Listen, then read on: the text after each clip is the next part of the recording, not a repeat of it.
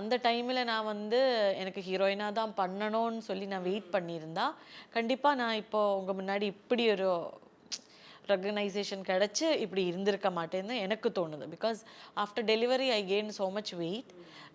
So எனக்கு என் எனக்கு ஒரு செல்ஃப் கான்ஃபிடென்ஸ், ஒரு செல்ஃப் அண்டர்ஸ்டாண்டிங் எனக்கு எப்போவுமே இருக்கும். Whatever I wear, whatever character I chose, I have that. எனக்கு இது கரெக்டாக இருக்கும், எனக்கு இது கரெக்டாக இருக்காது அப்படின்ற ஒரு சொந்தமான ஒரு டிசிஷன் எனக்கு எப்போவுமே இருக்கும். ஸோ ஐ தாட் நாயகியில் அந்த character was meant for me. Ambika ma'am தான் என்னை அதுக்கு சஜஸ்ட் பண்ணாங்க. So always I am grateful to her. And எப்போது இன்டர்வியூக்கு போனாலும் நான் அதை மென்ஷன் பண்ணுவேன். அவங்களோட தங்கச்சியாக ஒருத்தங்களை வேணும், அவங்கள மாதிரி இருக்கணும், கொஞ்சம் எஸ்டாப்ளிஷ்டான ஆர்டிஸ்ட் வேணும் தான் கம்பெனிலேருந்து கேட்டாங்க. தமிழ் பொறுத்த வரைக்கும் நான் எஸ்டாப்ளிஷ்ட் கிடையாது. மலையாளம் பொறுத்த வரைக்கும் நான் எஸ்டாப்ளிஷ்ட் வெரி வெல். மூவிஸும் பண்ணியிருக்கேன், சீரியல்ஸும் பண்ணியிருக்கேன்.